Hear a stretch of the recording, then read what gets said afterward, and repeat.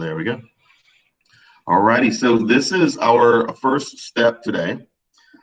Now, if you aren't familiar with Waterfall, what we're going to do is you're going to type in the chat your answer to this question, and you will not hit enter until I tell you to do so. So I'm going to give you about a minute to consider your answer to this question, or answers perhaps, or ideas for this question.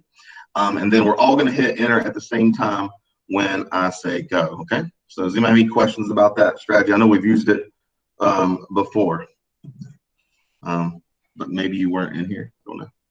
Okay, so our question is simple. How would you foresee continuing to use Schoology as a learning management system in face-to-face instruction since we've returned March 1 to a sort of ordinary situation? What do you think? Remember, go ahead and type it in the chat, but don't hit enter until I say go. All right, so your time starts now. Okay, you have about 10 seconds left. Make sure you've got your response in there and hit the button when I give you the mark. Okay, 5 seconds. Okay, go ahead and hit enter to post your comment. Boom. All right, take a minute. Whoa, that's fast. There's a lot more people in here today. Okay. Some of you guys have cheated.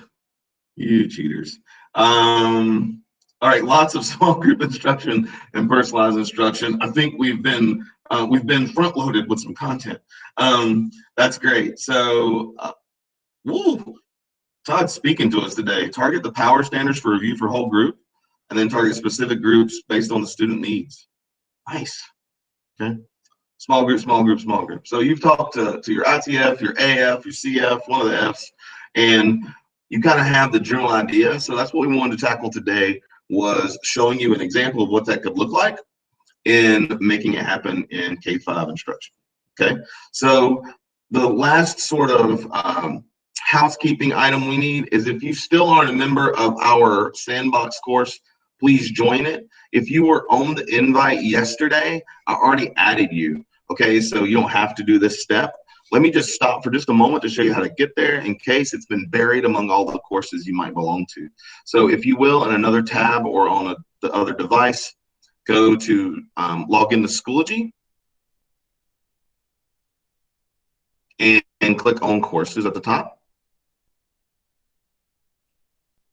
And then you may see, depending upon how many courses you belong to, you may see the Gaston Digital Sandbox here. You can kind of see part of our triangular logo right here. If you don't see it visually there, you can click on the top right to go to My Courses. That will give you a list of all your courses that you belong to as a teacher or student. And you should see the Gaston Digital Sandbox course there. Okay, so if you can open that up, or if you see it, you're good. So if you can get right here, you're good for right now, and we'll be able to use it later. If not, you need that code that I will pop up on the screen again to join. Or when we break out, I can join, I can add folks in pretty fast. Mr. Reed, I just added you already, so you should be good. All right. So please stop me if you do have any trouble with that. All right, so again, our topic today is really blended learning, and it's beginning differentiated learning pathways. Our objectives today are threefold. We want to be able to scaffold teachers from playlists to learning pathways. I'll explain kind of the difference. And before you have any trepidation about that, this is not starting something completely new and different in March.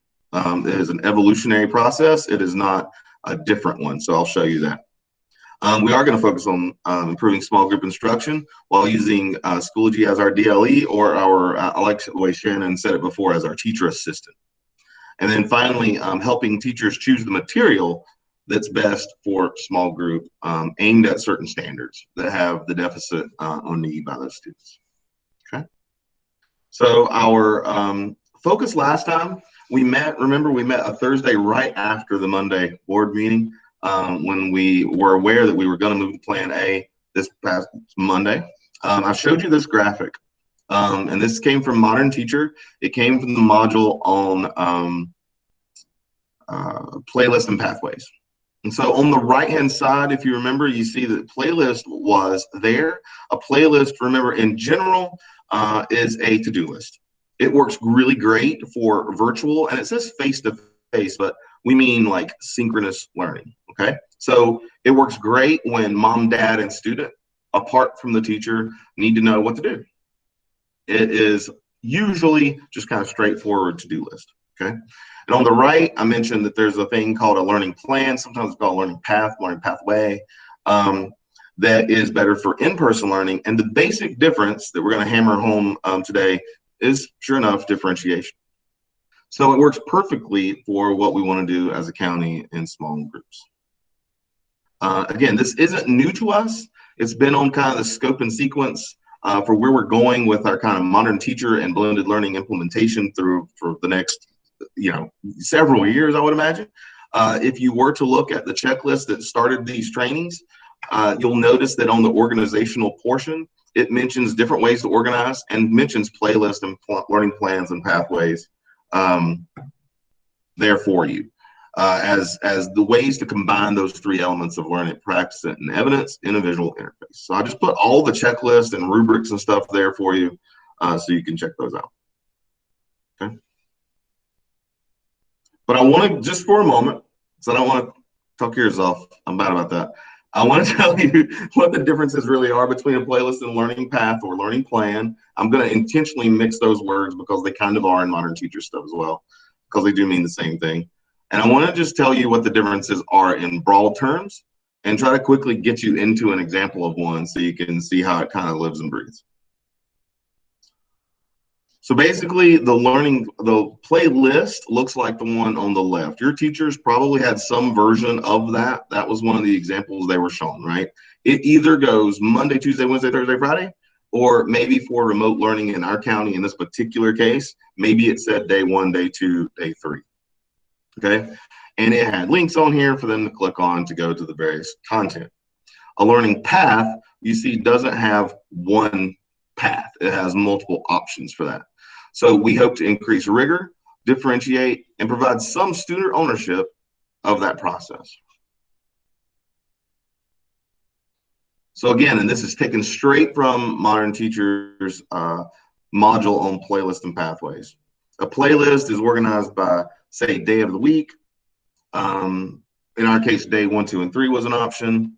They're completing activities in a sequence that the teacher determined. There's usually not a lot of differentiation. If you've heard of, say, a Charlotte Mech that's used playlists for some time to differentiate, it's because kids were getting different playlists in a progression. So I might be working on one stair and you're working on a different one. But on the playlist itself, there's typically not a whole lot of differentiation. It's used as an entry point for having kids work independently. So having them start this way in the kind of hybrid learning right now has been a good step toward the learning plan or path. And again, it's used mostly for remote work. Again, I'll put some examples here just so you can see those. I'm going to go through that quickly because we've already done that in our sandbox course. But I want to spend more time on the learning plans or paths. These focus more on aligning content to a specific unpacked standard or target, as opposed to it being for this week of instruction. It's for this content of instruction. This is actually, according to Modern Teacher, the first time that you would organize it by learn it, practice it, and evidence. So we've already kind of started that kind of hybrid model of a playlist anyway. It does allow some personalized pacing and choice in each section. So each section could have different elements. It's probably easiest to have different elements in the practice section because I can give different activities to different students based on their level. It's a little harder sometimes to come up with differentiating how they learn the content and sometimes how they provide the evidence for it. But where we work most in small groups would be that practice it, right? So that would be kind of the low-lying fruit that I always say would be the easiest thing to differentiate. But it can also have levels where they can scaffold or extend from based upon what they know. So I like to give you examples of everything. The first on the left here, you can click on any of these and open up the actual template if you like. But the first one there is, again, straight copy of the Modern Teacher one that was made to look a little more kindergarten, first grade, second grade-ish by Ms. Thompson. The top left, top right here, is a reading learning path. I want to point out this one just for a moment, that it is from an actual teacher in Catawba County, who I met last year before the pandemic. She was using this in small groups, so I'm showing you that. I'm not showing you that because I think that particular format matches everything we want as a district, but I wanted to show you one that I actually know was used with children. So you can see that she's differentiating these columns. It looks like she probably did some sort of daily 5, for those of you familiar with that. But notice how she has a link here to like an epic collection. There's a flip grid, there's an ed puzzle. There were even other slides in this slideshow she had the students do, and she did have 2 different learning pathways for her class. But you can notice that some of this is paper, like this column here on writing was done all on paper. And then the bottom one here is kind of our amalgamation of all those things, with columns for learning practice. You can see that that one took some inspiration from the Modern Teacher one. Okay. So we're about to break out, but I just wanted to give you the general idea of what playlist versus pathways are. So are there any questions? I think Angie has one. Fire away, Angie.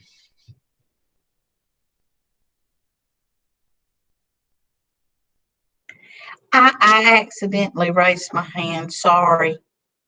No worries. No worries. Does anybody have any questions about the basic differences? And we're going to get you in to look at one.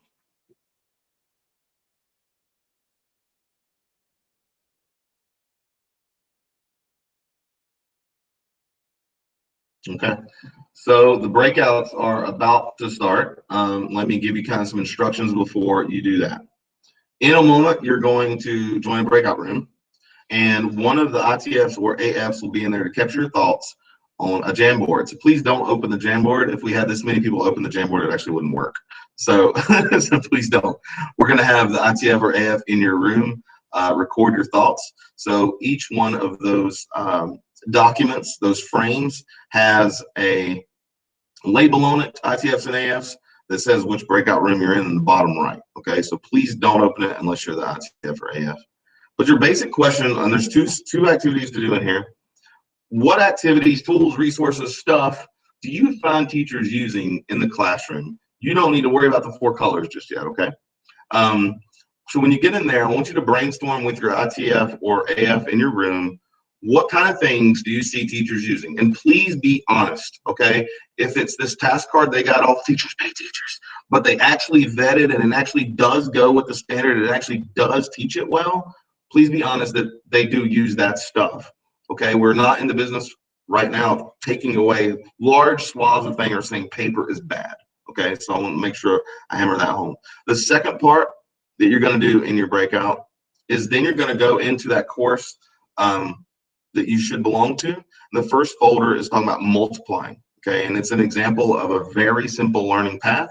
I just want you to check out that with your group as well. And on the second frame, it looks like a big pink frame. I want you to tell me how that method might help provide an opportunity to differentiate in your small groups. Just look at that method and let me know how you think it works well or doesn't, okay? All righty, that's it. We're going to go ahead and start. So Chrissy is going to be placing you in the groups. You should be jumping in right now. So make sure you see on the screen where it says join breakout and jump on in.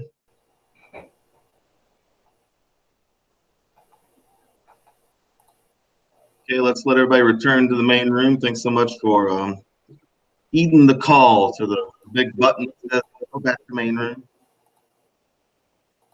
Kudos to all of you. I know that some people didn't get through. Yeah, it looks like a lot of people didn't get to the second part. It was hard to judge the time because I saw some groups get into it readily and some not being able to. So figure that out in just a second.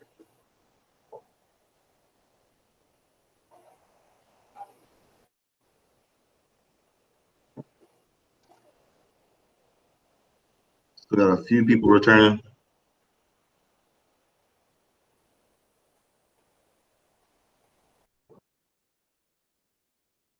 I think everybody's back now. Awesome. Okay, I know a lot of people didn't get even to the example as you talked about all the cool stuff that your teachers do in small groups. So many examples as I kind of went through all the breakout rooms of the content that your teachers use already. And that was the point of that activity. I know that the fear that teachers have is that everything changes so much that we lose what we're used to.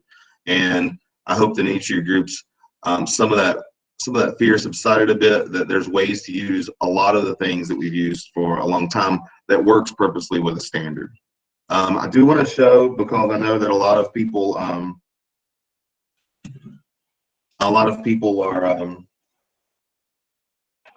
didn't get as far as the learning plan itself. I do kind of want to show you the idea of this. Again, if you weren't able to, these links oftentimes go to Schoology. So for the Learn It's, this one went to a Schoology Learn It page that is in that course. That's why you need to be a member of that course. So that's the normal Learn It page. And then these go straight to the MWI from investigations. These go to either a page in Schoology that I made, or they don't. They just say, hey, go to the math station. Use whatever procedure you've used for years to go find the paper content or the manipulatives, as they're allowed to use those right now, to do that. And then notice that for the evidence, instead of coming up with 3 different ones, I suggested assigning the standards mastery. I did verify with some of the AFs that you can assign different standards masteries to different students. So what I mean there is that this column, if you weren't able to tell, because the standards so similar, this is actually 4th grade content from MBT5. So you could assign the 5th grade or the 4th grade in BT5 standards mastery. Okay. So does anybody have any input that maybe didn't get captured on the Jamboard about how this differentiates? This also, it lets children choose when they're ready to take that standards mastery as well. So they may not have to work through all 3 Learn It's or all 6 practice its. If they feel like they've got it, then they can choose to take the evidence and see if they really truly do. That's great. And we've debated the color coding method. It doesn't matter to me how you differentiate. The color coded method is just what I'm using to kind of exemplify that. So maybe, and that's 100% right, maybe you direct the student to say, hey, I want you to try to knock out those yellow tiles this week. I want you to try to knock out those green ones that are intended to be a bit harder.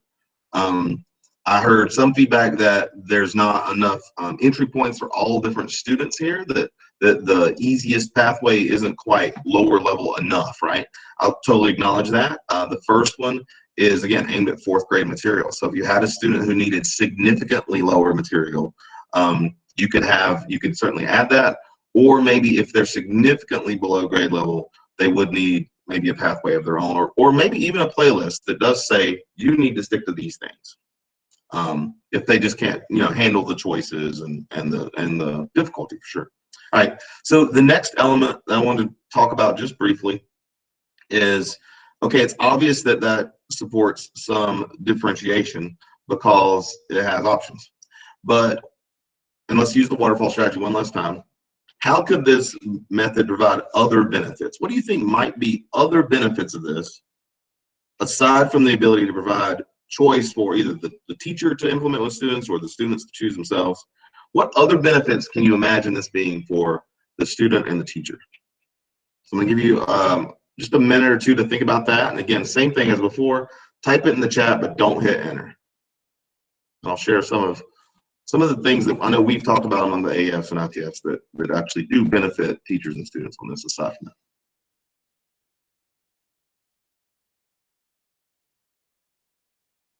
And again, if you need to take a look at the actual pathway, it's in the course. You can click around and kind of get a look and feel for it.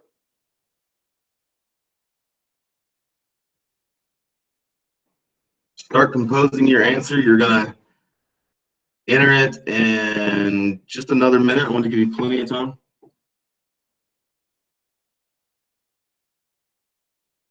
Especially if you didn't have time to go touch it in the course earlier.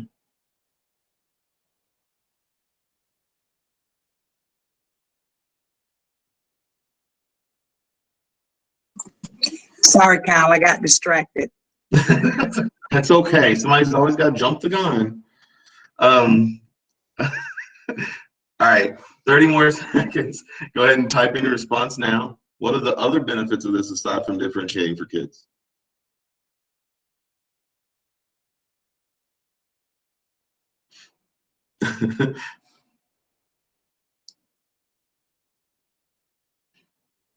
All right, 10 seconds.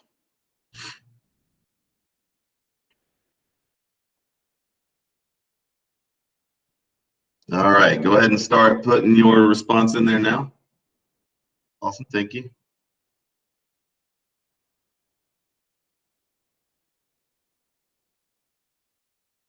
So we're seeing the opportunity to differentiate aside from just level, but interest. There's no wasted time. I really like that. Several people said that. I get to pull what's missing from this, and I believe Erica mentioned that the teacher could be an element to this too, right? On this particular one, that's exactly what's happening, right? The teacher has her group of 3, 4, 5, 6 kids, as best we can figure that out right now, of course. But the students are still at their seats. The rest of the students are still at their seats and have something purposeful to do that's based on that standard. It's an organizational tool. Jennifer hits on the fact that it can be reused. So that's kind of one of the things that I wanted to hit on next is some of the stuff that we've done throughout this year, because it was geared toward that week, wasn't really usable again. Right? Like maybe I'll pull that stuff out of my resources to pair with my content next year. But you know how it is when you've lesson planned before and you've lesson planned and you type the title of the lesson plan is week of March 1.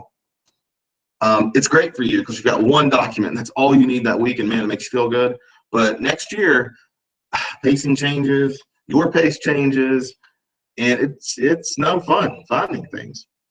If we instead organize the pathway now by the standard, then I can plug in that pathway whenever I need it, right? No matter what week it is.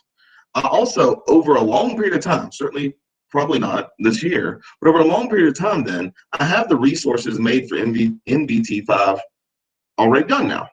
So when a student who is lagging behind a bit catches up to the NBT5, I can just relink the things that I've already made.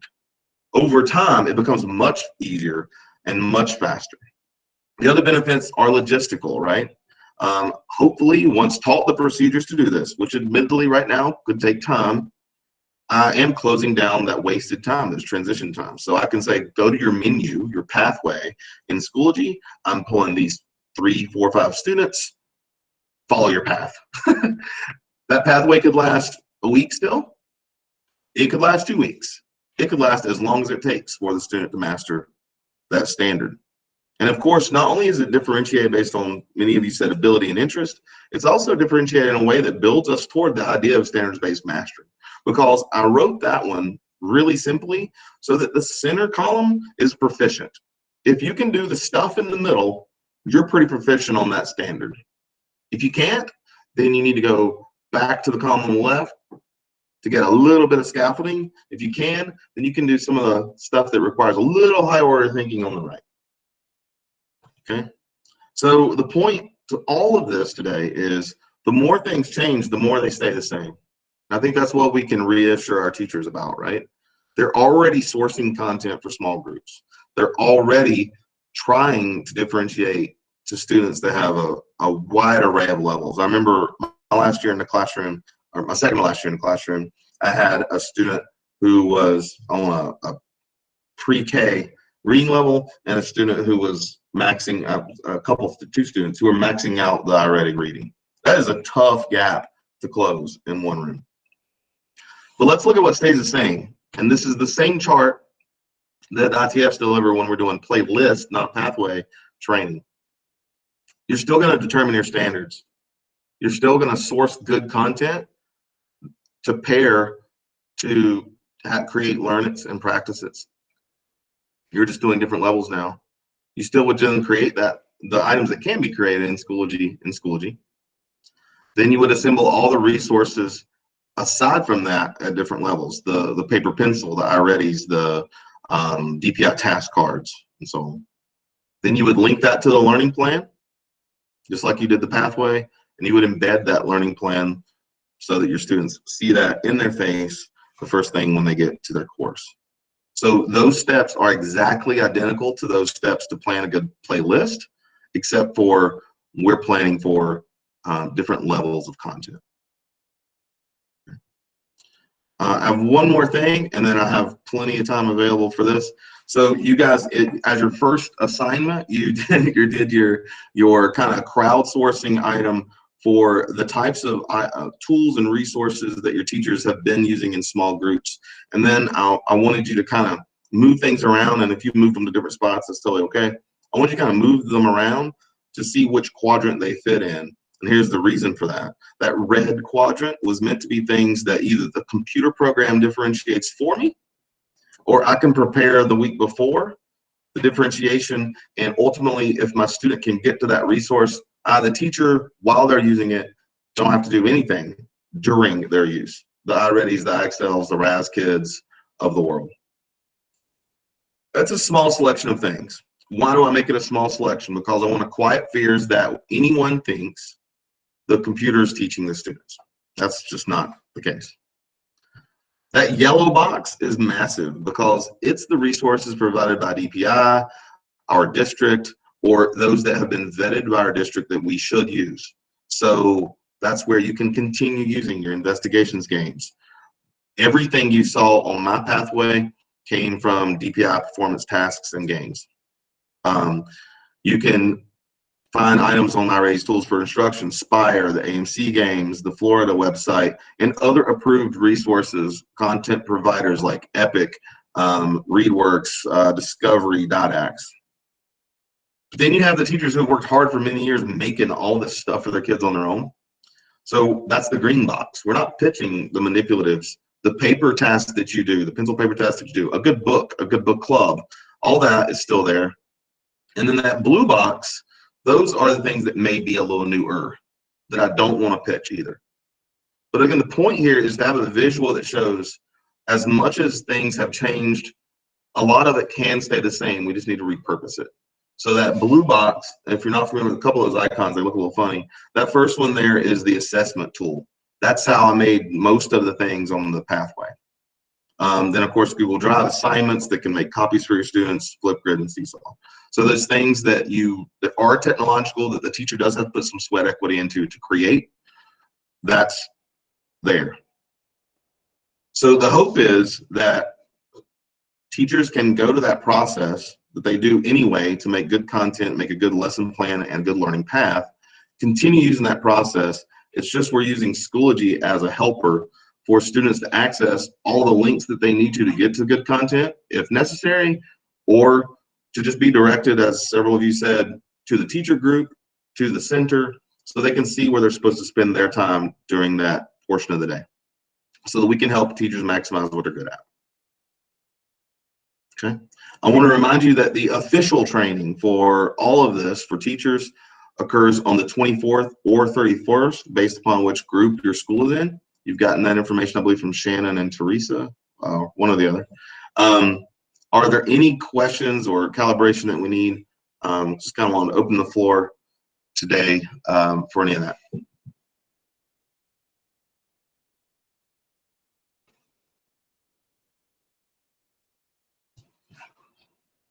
Okay.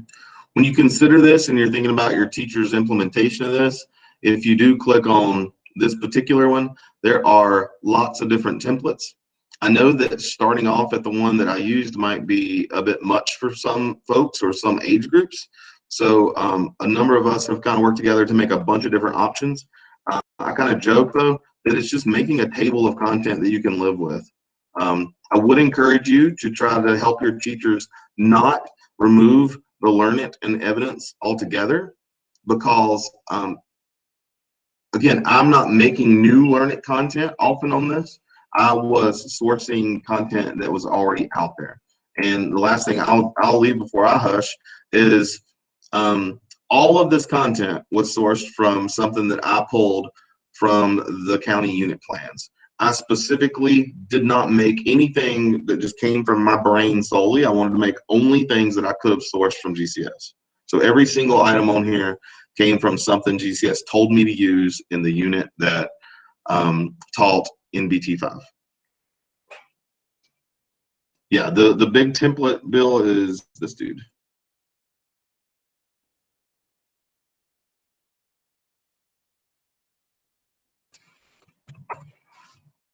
All right. that is it for today. I'll tell you how to get your credit today. Your sign-in is at the bottom. If you want DLC credit, you can do this sign-in a bit later. And all you need to do is take a link from a teacher that you have who, when they start, or if they've already started doing their small group paths, you can put that in as your artifact and just explain to me how they're using that artifact or that pathway to differentiate. And I can use some DLC credit for reviewing your teacher's content and help you kill two birds with one stone. Again, what you would do is, if this is the page with my wonderful pathway on it that I find for my teacher, if I'm staring at this page right here, I could just copy this link right here and use that as my artifact, and then explain how you observe they're using it to differentiate. So if you don't fill it out right now, then I can give you DLC. I'm going to hang out in here as you guys wrap up. I just want to point out that you can continue finding more content at bit.ly/GastonDigital Schoology. That's where you'll find all the videos and stuff you've all heard about before.